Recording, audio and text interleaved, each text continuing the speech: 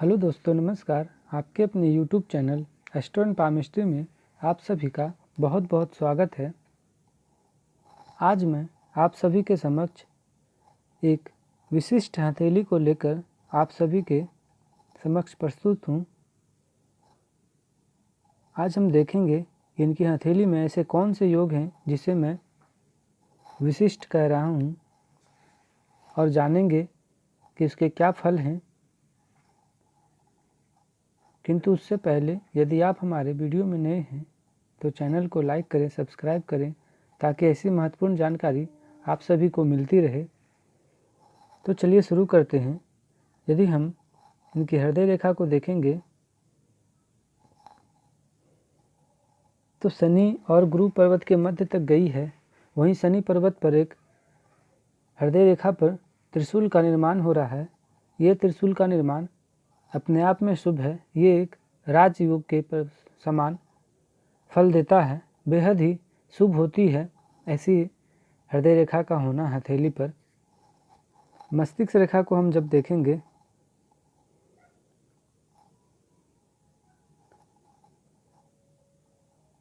यहाँ तक पूरी गहरी, किंतु उसके बाद यहाँ से धूमिल होती हुई आपको दिखाई पड़ेगी। तो मस्तिष्क रेखा भी अच्छी है, चंद्र पर्वत तक गई है। आयु रेखा की हम बात करें तो आयु रेखा भी अच्छी है, सामान्य स्थिति में है। यहाँ से खंडित होकर आगे की ओर गई है। आयु रेखा की सहयोगी रेखा एक मंगल रेखा भी आपको हथेली में दिखाई पड़ेगा। ये भी एक अच्छी है। हथेली में इस मंगल रेखा का होना भी आयु की ऊर्जा को बढ़ा देता है। हमेशा आयु को सहयोगी रेखा कहते हैं। आयु रेखा की सहयोगी रेखा इस रेखा को कहते हैं, मंगल रेखा को। आपको इनकी हथेली में एक व्यापार रेखा भी स्पष्ट रूप से दिखाई पड़ेगी, जो सीधे बुध क्षेत्र से आती हुई आयु रेखा को स्पर्श करती हुई आपको दिखाई पड़ेगी। हम भाग्य रेखा की बात करें इनकी हथेली में तो चंद्र पर्वत से सीधे उठकर शनि पर्वत तक गई है। आपको एक और भाग्य रेखा का सहयोगी आपको दिखाई पड़ेगा। भाग्य रेखा का रूप लेकर ही भाग्य रेखा को स्पर्श करता हुआ आपको दिखाई पड़ेगा। ये भी इस प्रकार का सहयोगी रेखा होना भाग्य रेखा का बेहद ही शुभ होता है। हथेली में भाग्य रेखा की शुभता को ये दोहरा कर देता है, उसे बढ़ा देता है। इस हथेली में ये भी एक शुभ योग आपको दिखाई पड़ेंगे। अगर हम इनकी पर्वतों को बात करें तो गुरु पर्वत पूर्ण बलवान आपको दिखाई पड़ेंगे। गौर से जब आप देखेंगे तो इनकी हथेली में ये उन्नति रेखा बहुत लंबी दिखाई पड़ेगी। इस रेखा का होना हथेली में बेहद ही शुभ होता है। मात्र केवल ये एक रेखा ही व्यक्ति को उच्च पद की प्राप्ति करा देता है। उच्च पद में ऐसी रेखा काफ़ी सहायक होती है, बेहद ही लंबी। इसे उन्नति रेखा हम कहते हैं, जो गुरु पर्वत तक चली गई है। ये अकेले ये रेखा हथेली के काफ़ी दोषों को दूर कर देती है। इस पर आपको एक बड़ा सा गुणा का चिन्ह भी दिखाई पड़ेगा। ये भी गुरु की शुभता को और बढ़ा देती है। ऐसे लोग आध्यात्मिक होते हैं, दयालु होते हैं, परोपकारी होते हैं। ईश्वर में ऐसे लोगों की पूर्ण आस्था होती है, अध्यात्म में रुचि होती है। शनि पर्वत की हम बात करें तो शनि पर्वत भी विकसित है। झुकाव सूर्य पर्वत की ओर है, तो पैतृक संपत्ति में भी इन्हें भागीदारी मिलेगी। सूर्य पर्वत की हम बात करें तो आपको बड़ा सा ये त्रिभुज दिखाई पड़ेगा। आप इसे मंदिर भी कह सकते हैं, झंडा भी कह सकते हैं। अगर हम गौर से देखेंगे तो ये दो त्रिभुज का निर्माण हो रहा है। हालांकि अगर हम दोनों को देखें तो एक बड़ा सा त्रिभुज का निर्माण आपकी इनकी हथेली में होता हुआ दिखाई पड़ेगा। ये सूर्य रेखा का हृदय रेखा तक आना, उस पर ये सूर्य रेखा का सहायक होना, इस प्रकार की हथेली में होना सूर्य रेखा का सहायक ही कहलाता है। और अगर हम बुध पर्वत को देखें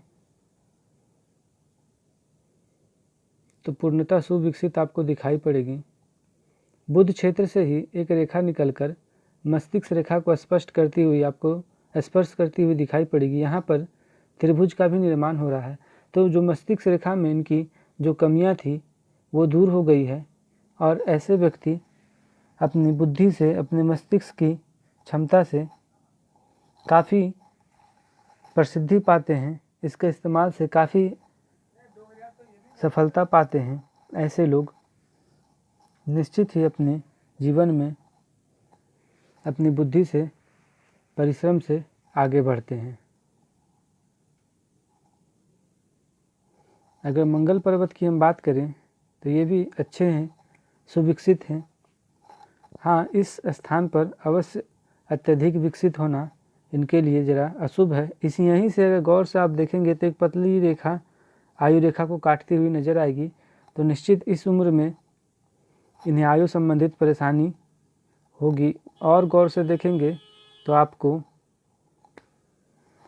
इसी उम्र में एक धब्बे का भी निशान आपको दिखाई पड़ेगा। तो ये इस समय इन्हें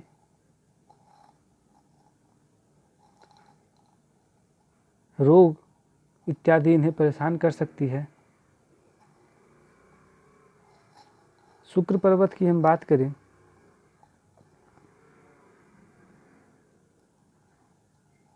ये भी अच्छी है। इस प्रकार की ऐश्वर्य रेखा आपको दिखाई पड़ेगी। चंद्र पर्वत की हम बात करें तो चंद्र जरा खराब स्थिति में आपको दिखाई पड़ेंगे। ये बड़ा सा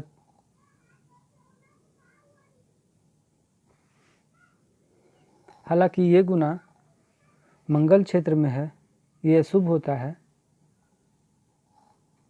किंतु चंद्र क्षेत्र में इस प्रकार का बड़ा गुना होना यह अशुभ होता है।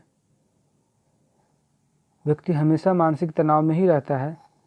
ये एक बड़ी रेखा आपको दिखाई पड़ेगी, यात्रा रेखा। निश्चित ही विदेश भ्रमण के लिए ऐसी रेखा उत्तरदायी होती है। अवश्य ऐसे लोग जीवन में विदेश भ्रमण को जाते हैं।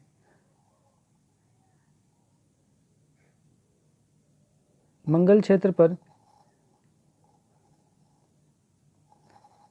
ये गुना का चिन्ह शुभ नहीं कहलाता है। किसी न किसी विवाद के कारण व्यक्ति को परेशानी होती है, आर्थिक और शारीरिक दोनों रूप से। तो ये शुभ नहीं है।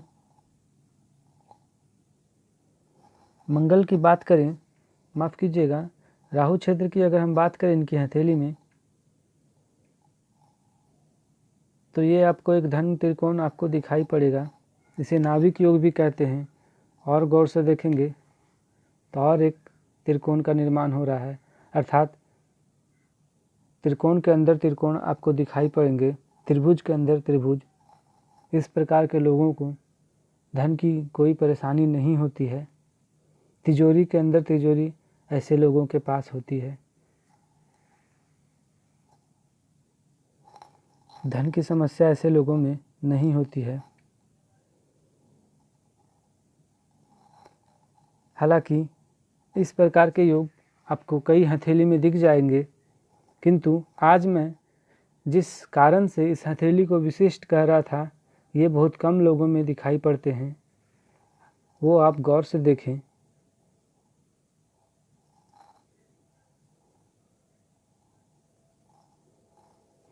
आयु रेखा पर और राहु और शुक्र क्षेत्र पर आपको यह स्पष्ट डमरू का चिन्ह दिखाई पड़ेगा। गौर से आप देखें एक बार फिर से।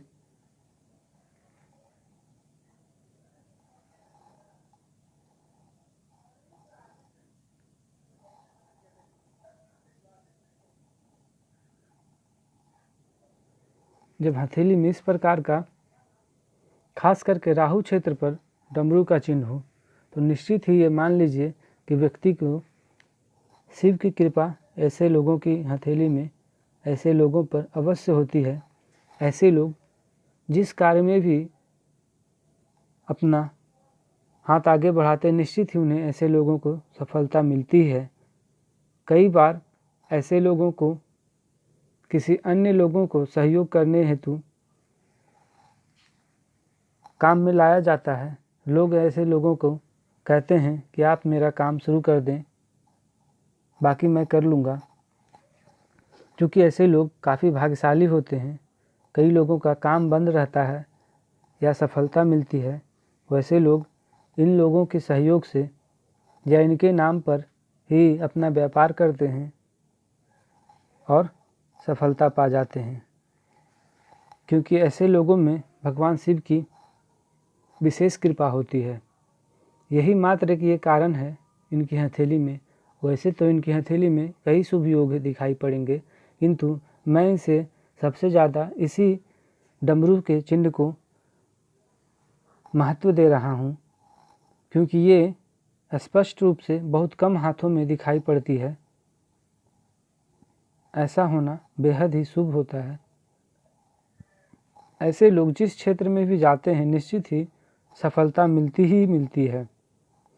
अगर ये नौकरी करें तो भी बड़े उच्च अधिकारी हो जाते हैं, व्यापार करें तो बड़े व्यापारी हो जाते हैं। हालांकि इनकी हथेली में व्यापार के ही योग दिखाई पड़ रहे हैं और वास्तव में ये व्यापारी हैं भी। ये देखिए इतना सुविकसित व्यापार रेखा इनकी हथेली में है। इसे स्वास्थ्य रेखा भी कहते हैं और व्यापार रेखा भी इसे कहते हैं। अंतर बस यही है कि अगर बुध क्षेत्र से उठकर आ जाए तो ये व्यापार का ज़्यादा रूप ले लेती है, जबकि हृदय रेखा या मस्तिष्क रेखा से स्पर्श होकर आयु रेखा या उसके निकट मणिबंध तक जाए तो ये स्वास्थ्य रेखा का रूप हो जाता है।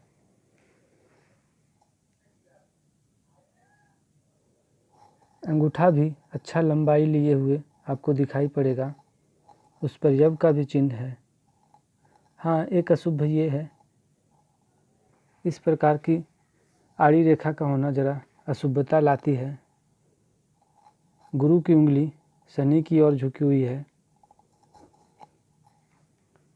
तो ऐसे लोग आध्यात्मिक होते हैं। शनि की उंगली अपने अक्ष पर है, सूर्य की उंगली शनि की ओर झुकी हुई है, तो नीति के पक्के हैं। बुध की उंगली अपने अक्ष पर है।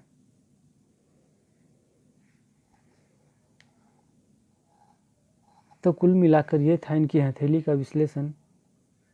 हम फिर मिलेंगे किसी अन्य वीडियो में। तब तक के लिए नमस्कार। वीडियो अगर पसंद आया हो तो चैनल को लाइक करें, सब्सक्राइब करें। धन्यवाद।